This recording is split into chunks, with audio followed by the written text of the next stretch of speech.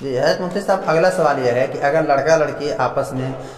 رضامندی سے ایجاب و قبول کر لی ہوں اور پھر وہ ہم بستر ہوئے ہوں اور اس پہ جو بچہ اگر ٹھہر گیا ہو، پھر ان کے ولی نے ان کا نکاح کر دیا، تو کیا وہ بچہ حرامی ہوگا یا حلالی ہوگا؟ لڑکا اور لڑکی جو ہے آپس میں ایجاب و قبول کر لیں، اس کا کیا مطلب ہے؟ اگر گواہ موجود ہیں تو ان گواہ کے موجود نہیں ہے، اگر گواہ موجود نہیں ہے تو یہ زنا ہے، یہ ایجاب و قبول ہے ہی نہیں۔ گواہ کا موجود ہونا نکاح کے اندر شرط ہے، لہذا اگر مہر نہیں ہوا تو شریعت مہر مثل واجب کر دیتی ہے، لیکن اگر گواہ نہیں ہوئے مہر مثل کون ہے؟ مہر مثل کتنا ہے، کیا ہے؟ مہر مثل کہلاتا ہے کہ جو لڑکی ہے اس کے خاندان میں جو اس کی بہنیں ہیں ان کا جو بھی مہر طے ہوا ہے، جن مہروں پہ ان کے خاندان کی اس جیسی بچیوں کا نکاح ہوتا ہے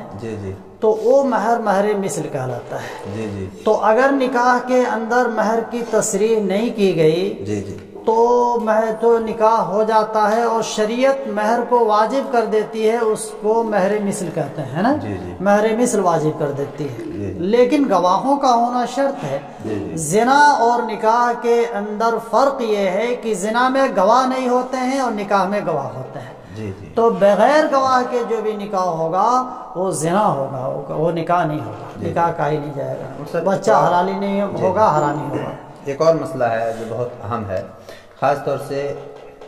یہ جہالت ہے لوگوں کے اندر کہ عورتیں خاص طور سے یہ سمجھتی ہیں کہ بچہ اسی وقت ٹھہرتا ہے جب عورت حالت حیض میں ہو اور اس کا شوہر اس کے ساتھ ہم بستر ہو، تو کیا یہ کرنا صحیح ہے؟ جبکہ یہ عام رواج ہے اور خاص طور سے یہ بہت زیادہ سنا گیا ہے، خاص طور سے عورتوں سے اس طریقے کے مسئلے بھی آتے ہیں کہ جب عورت حالت حیض میں ہو اس وقت جب اس کا شوہر اس سے ملے گا تب جا کے بچہ ٹھہرے گا، اس کو واضح کر دیجیے۔ دیکھیے، بہت ہی سخت ترین گناہ ہے حالت حیض میں بیوی سے ملنا، اور یہ تو مسئلہ منصوص علیہ ہے، قرآن کریم کے اندر باضابطہ اس کی تصریح موجود ہے۔ وَيَسْأَلُونَكَ عَنِ الْمَحِيضِ قُلْ هُوَ أَذًى فَاعْتَزِلُوا النِّسَاءَ فِي الْمَحِيضِ، کہ لوگ آپ سے حائضہ عورتوں کے سلسلے میں دریافت کرتے ہیں، سوال کرتے ہیں، آپ کہہ دیجئے کہ یہ گندی چیز نکل رہی ہے،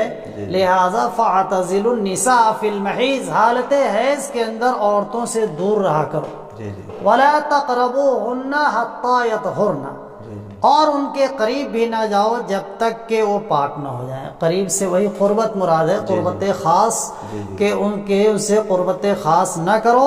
جب تک کہ وہ پاک نہ ہو جائیں۔ حالت حیض کے اندر جماع کرنا